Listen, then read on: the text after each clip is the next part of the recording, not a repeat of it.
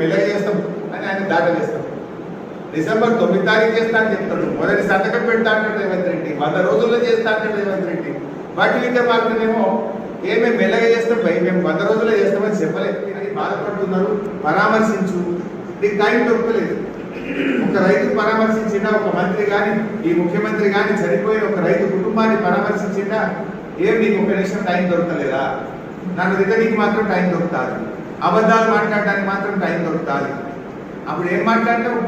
ఓ బాధ్యత ఏమంటే మానవ ఎన్నో ప్రభుత్వం